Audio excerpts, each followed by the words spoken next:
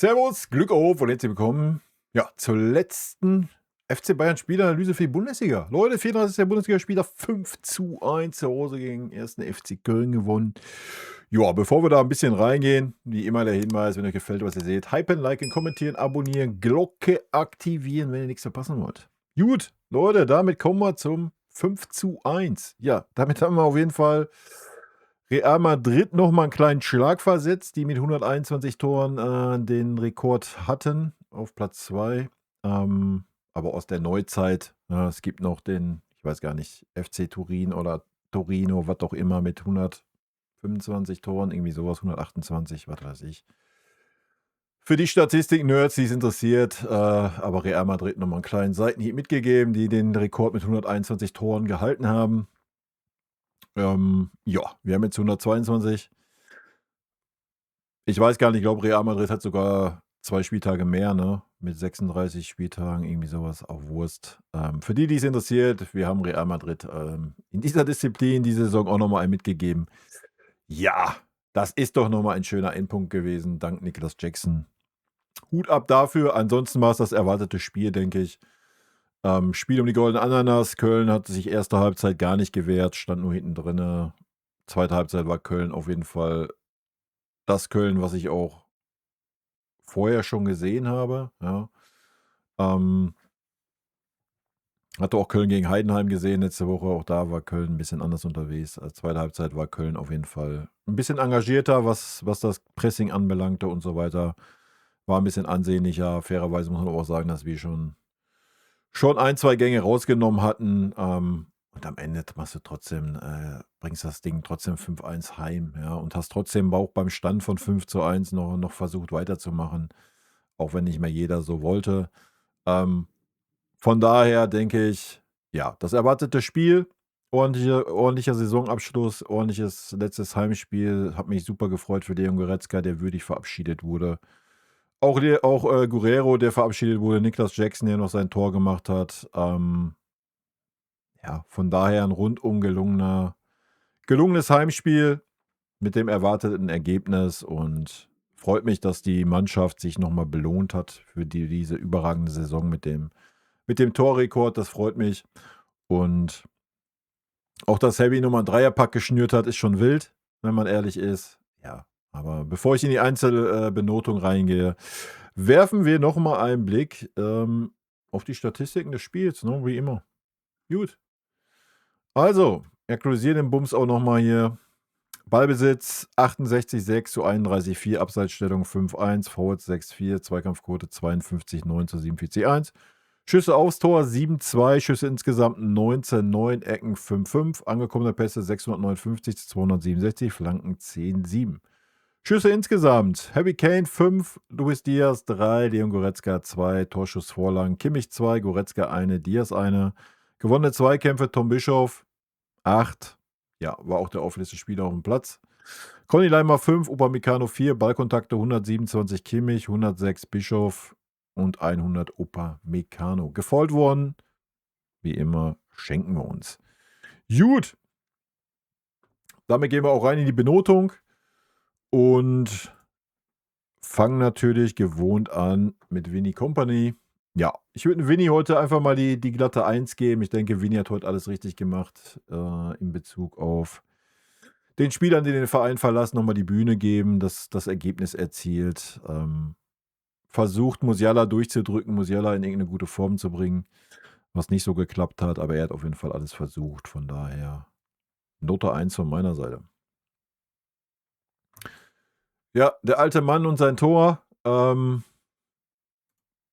Ja, Manuel Neuer war nicht wirklich gefordert. Beim Gegentor konnte er aus meiner Sicht jetzt nichts Großes machen. Ansonsten, ja, wir haben es gerade gesehen gehabt in den Statistiken. Was waren es? 2 Schüsse aufs Tor oder was von Köln? Schüsse aufs Tor 2, ja. Das sagt alles. Den zweiten hat der Obi gehalten in der zweiten Halbzeit. Also ziemlich schwer, Manuel Neuer ansonsten zu benoten. Note 3 von meiner Seite. Ähm, ja, das ist, was wir sagen können. Ja. Können wir es auch gleich rund machen mit Jonas Obich hinterher. Auch dem würde ich die 3 geben. Zählt 1:1 dasselbe. Den einen Schuss, den er aufs Tor bekommen hat er gehalten. Ansonsten war er 2, dreimal fußballerisch da. Dasselbe war bei Manuel Neuer in den ersten 60 Minuten der Fall. Ja. Gut. Ja, kommen wir zum Mann des Spiels aus meiner Sicht. Linksverteidiger Tom Bischof, ja, der mehr zentraler Mittelfeldspieler war wie alles andere. Ja, Tom war schon das letzte Spiel auch sehr, sehr stark. Ja, davor leider verletzt gewesen, aber vor seiner Verletzung war er auch schon sehr, sehr stark unterwegs. Wenn Julian Nagelsmann Tom Bischof nicht mit zur WM nehmen sollte, dann muss ich es einfach sagen, ist er selber schuld, Alter. Ja, also, du siehst, wenn du mit dem offensiven Außenverteidiger agieren willst, kannst du auch einen Tom Bischof da hinstellen. Ansonsten in der Zentrale ist er eine absolute Maschine. Ist, ja, für mich einer der Schlüsselspieler für die Zukunft in der Zentrale. Die Frage wird sein, ob Winnie Kompany das umsetzen wird oder nicht. Von meiner Seite aus gibt es heute die Note 1. Ja, ich habe den einen Fehlpass auch gesehen, den er sich geleistet hat, der ein bisschen kritisch war, aber haben wir direkt den Ball wieder erobert. Das war aber auch wirklich der einzige Makel, den ich heute gesehen habe. Wir haben es gesehen, war der zweikampfstärkste Spieler, hat ein Tor gemacht, war überall zugegen, ja, war technisch gut, wie immer. Überragende Leistung von Tom Bischof, meiner Meinung nach. Gut, kommen wir noch zu Jonathan Tah. Oder was denn noch? Der zweite, Jonathan Tah. Für mich Note 2 war der Innenverteidiger heute, der Leistung gezeigt hat, im Gegensatz zu Upper.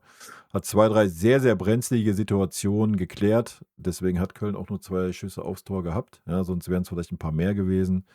Jonathan Tah hat ein sehr, sehr starkes Spiel gemacht. Ja, kommen wir zu Upper. Upper hat kein gutes Spiel gemacht, war ein bisschen durchwachsen heute. Sehe ich bei einer 3,5. Ja, hat 1, 2, 3 wichtige Zweikämpfe nicht gut gemacht. Im Spielaufbau ist er natürlich immer ein bisschen aktiver wie Jonathan Tah. Das war ordentlich, aber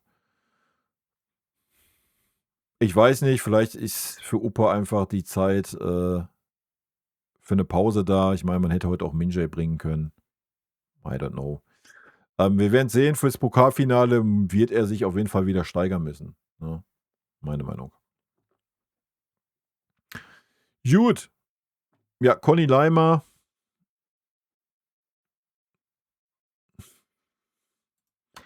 Schwierig zu benoten heute für mich. Ich fand ihn zweikampfmäßig war es übertrieben, ist zweimal Gegner auf den Fuß gelatscht. Ansonsten war Conny da, wie immer, ja, so vielleicht die letzten 15% haben so ein bisschen gefehlt, war aber auch nicht nötig. Ich fand es trotzdem eine durchwachsene Leistung, auch immer dieses Rumgemecker dann nach einem, das war zweimal ein klares Foul, ja, kann froh sein, dass er beim ersten nicht schon die gelbe gesehen hat, dann wäre er nämlich mit Gelb-Rot runtergegangen. Conny muss ein bisschen ruhiger werden, ja, Punkt. Ja, ich sehe ihn gnädigerweise heute auch bei einer 3,5 wie Upper.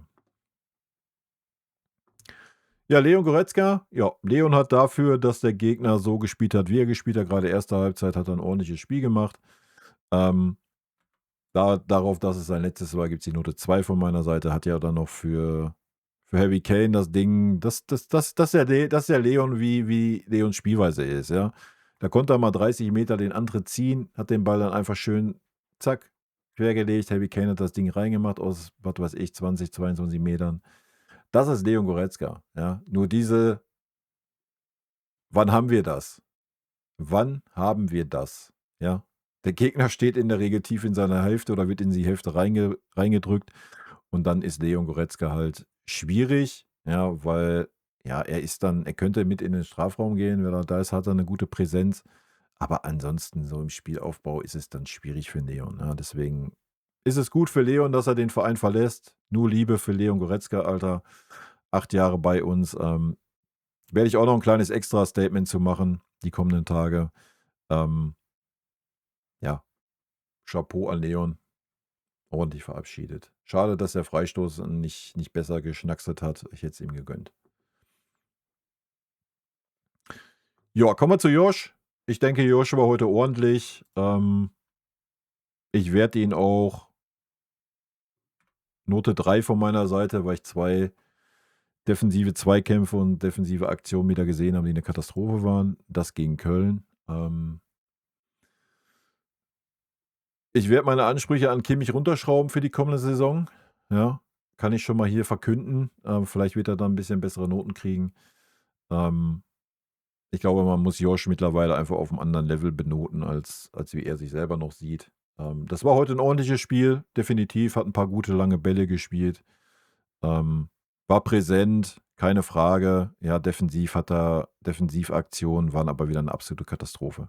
Eine absolute Katastrophe. Und das gegen Gegner, der offensiv kaum stattgefunden hat. Also schwierig. Ich denke, mit einer 3 ist er gut bedient für seine Position, die er spielt. Aber vielleicht sollte ich diese Position, aber das komme ich dann in meinen Fazitvideos zu, für die kommende Saison einfach anders bewerten. Ne? Dass wir den defensiven Faktor mal ein bisschen aus dieser Position vielleicht rausnehmen sollten. Vielleicht ist das beim FC Bayern gar nicht mehr so gewünscht. Werden wir sehen. Gut. Luchu war heute wieder ein bisschen der Unglückliche. Viel gemacht, viel gearbeitet, viel versucht, 2, 3 Chancen gehabt. 2 hochkarätige gehabt, wovon er beide nicht gut genutzt hat. War aber immer ein Unruheherd, immer anspielbar, immer in Feuer, viel gegenüber die linke Seite bei ihm und Tom Bischof, von daher Note 2,5. Gut, kommen wir zum schlechtesten Spieler auf dem Feld heute. Das ist Jamal Musiala. Kriegt eine 4,5, weil er die eine gute Szene hatte, wo er den Ball an den Pfosten gesetzt hat. Ansonsten habe ich von Jamal Musiala nichts gesehen, was Bundesliga-tauglich ist. Jeden Ball, den er bekommen hat, war ein Ballverlust. Hat das Gegentor eingeleitet. Ich weiß nicht, wie man da in dieser Position da so agieren kann. Sorry, natürlich ist er nicht schuld an dem Gegentor. Ja, da muss ein Upamecano, auch ein Kimmich im Ende rigoroser agieren. Nichtsdestotrotz war das, ich glaube, der 6. oder 7. Ballverlust von Jamal Musiala. Ja, also das hat kein Bundesliga-Niveau. Ich bin gespannt im Endspiel, wie es aussieht, ob man auch da einen Jamal Musiala weiter durchziehen wird, weil das ist gerade ein Durchziehen. Das war teilweise in der ersten Halbzeit ein Spiel, als hätten wir mit 10 Leuten gespielt. Sehr, sehr schwierig. Ja, hat dann noch mal einmal einen Defensiv-Zweikampf geführt, den er gut geführt hat, wo er mitgegangen ist. Ansonsten super abgetaucht. Wenn er Bälle hatte, sind die Bälle weg gewesen. Boah, schwierig. Also Jamal Musiala,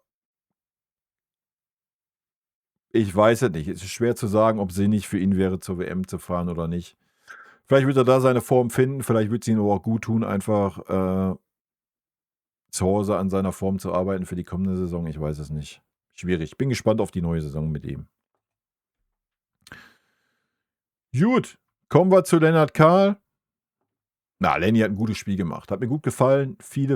Nicht so viele Aktionen wie Luis Diaz auf der anderen Seite, weil einfach auch ein bisschen mehr über die Seite ging.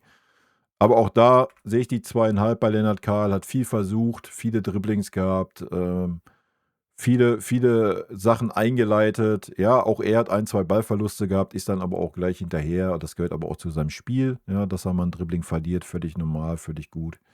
Aber auch sonst super aktiv, immer in Bewegung, immer heiß. Hat mir sehr, sehr gut gefallen.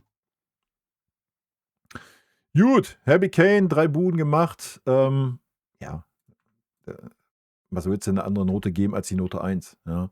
Und vor allen Dingen, wenn man dann sieht, es war auch erste Halbzeit, ja, wo Harry Kane dann den Ball klärt, wieder auf einer 6er-Position, auf so einer halbrechten Position in der eigenen Hälfte, ja, nachdem er, glaube ich, das 1:0 gemacht hat, 5 Minuten später oder sowas. Alter, ja, da war kein Leon, da war kein Josh, ja, Tom Bischof war, glaube ich, da, hat am Anfang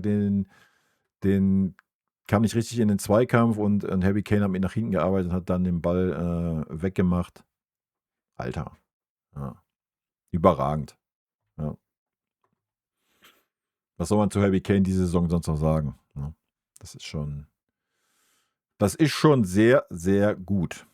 Ja, kommen wir zu Stunny. Wurde eingewechselt. Stunny hat es ordentlich gemacht. War auf jeden Fall besser wie die letzten Einsätze. Er hatte eine sehr, sehr starke Phase. Die letzten Einsätze waren eher schlecht. Das war jetzt so mittel, würde ich sagen. Ist wieder so ein kleiner Trend nach oben. War präsent, hat ein paar gute Bälle gespielt, auch ein paar schlechte Entscheidungen getroffen.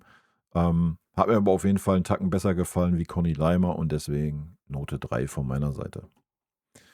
Ja, Jonas Urbich haben wir ja schon benotet. Dann haben wir noch Michael Olisse gesehen. Da ist er, ja, der ein bisschen gebraucht hat, bis er drin war. Ich glaube, hat auch ein bisschen mit gezogener Handbremse gespielt am Anfang, kam zumindest so rüber. Hatte dann ein, 2 gute Aktionen, ja, wo dann meistens ein Kölner noch dazwischen war, also auch ein bisschen unglücklich, so ein bisschen wie Luis Diaz. Ein ordentlicher Auftritt, jetzt nicht die letzten 110% rausgekitzelt, denke ich. Note 3 von meiner Seite. Gut, dann haben wir noch Rafa Guerrero, der nur 20 Minuten gespielt hat. Das bewerten wir nicht mehr. Werden natürlich trotzdem ein paar Worte verlieren. Ich denke, das war eine ordentliche Vorstellung, ja. War am Anfang so die ersten 5 bis 10 Minuten war ganz klarer Zehnerposition. Da hat er ein paar ganz gute Aktionen gehabt. Danach war es ein bisschen variabler. Ist ja auch wieder ein bisschen weniger zu sehen gewesen, aber ich denke, alles fein. Für seinen letzten Auftritt hat es mich gefreut, dass er nochmal die 20 Minuten bekommen hat. Das war gut. Gut, Nicholas Jackson, der sich auch nochmal zeigen durfte für 10 Minuten, wenn wir die Nachspielzeit mit da reinnehmen, der auch gleich das Tor gemacht hat, nachdem er drin war. Ey, das ist Nicholas Jackson, ja. Ich denke, das ist auch ähnlich wie bei Leon Goretzka. Ich glaube auch Nicholas Jackson ist ein Spieler, der einfach Raum braucht. Ja, der Raum braucht, der fürs Umschaltspiel stark ist. Ich glaube, dann kann er viel, viel besser aufblühen. Das hat man auch am Anfang der Saison gesehen. Er hat sich ein bisschen besser bei uns eingefügt mit der Zeit, so spielerisch, ja. Aber man sieht ganz klar, dass ihm das nicht so liegt. Ja, und dann sieht er oft auch sehr unglücklich aus in diesen Aktionen. Wenn er vorm Tor ist, wenn er im Strafraum ist, da sieht man, dass er auf jeden Fall den Killerinstinkt hat. So, das braucht man ihn nicht absprechen. Hat er, glaube ich, 8 Tore gemacht in der Bundesliga oder was? In den paar Einsätzen, die er hatte. Das ist ordentlich, ja, aber er passt einfach nicht in diese Mannschaft rein. Ja, teilweise hat er auch Spiele drin gehabt, wo er auch kein Bundesliga-Niveau hatte. Das muss man auch sagen, ja. Und das ist immer dann der Fall, wenn der Gegner tief steht. So, dann ist es super schwierig, dass Nicholas Jackson sich irgendwie in Szene setzen kann. Deswegen sage ich ja, ich glaube, er ist auch besser in der Mannschaft aufgehoben, die aufs Umschaltspiel setzt. Ich glaube, dann kann er ein richtig guter Faktor sein. Bei uns hat er es ein bisschen schwierig gehabt, aber dafür hat das am Ende des Tages ordentlich gemacht. Wenn man natürlich sieht, was er gekostet hat an Leihgebühr, da muss man sagen, war das zu wenig. Das gehört auch zur Wahrheit. Wenn du irgendwie 16 Millionen Leihgebühr zahlst, Alter, dann erwarte ich, dann muss das knallen. So, und das konnte er nicht erfüllen. Ja, es war ordentlich, gar keine Frage. Ja, hat ein, zwei Mal der Mannschaft helfen können. Ja, das war es aber auch. Ja, das hättest du auch mit einem Jugendspieler lösen können am Ende des Tages, wenn wir ehrlich sind. So, ja. Ob der dann auch 8 Tore gemacht hätte oder nur 4, sei mir dahingestellt. Ich überlege gerade, ob ich mich irgendwo erinnere, dass Nicholas Jackson mal ein super wichtiges Tor gemacht hat. Ich weiß es nicht. Ich glaube, irgendwo war mal 1, glaube ich, aber ansonsten, ja, ob heute das 5-1 fällt oder in China fällt ein Sack Reis um, so, ne? Also, ja. Aber wie gesagt, auch da die großen Saison-Fazit-Videos zu jedem einzelnen Spieler, wo ich die 3, also Torwart, Abwehr, zusammen ein Video, Mittelfeld, Sturm. Ihr kennt das, die hier länger sind, die nicht hier länger sind. Die werden kommen, ja, im Laufe der nächsten Woche, denke ich. Spätestens, was heißt im Laufe der nächsten Woche? Also wir warten natürlich noch das Pokalfinale ab, so, ja. Dann können wir halt auch das Saisonfazit ziehen und dann können wir natürlich auch endgültig erst die Spieler bewerten.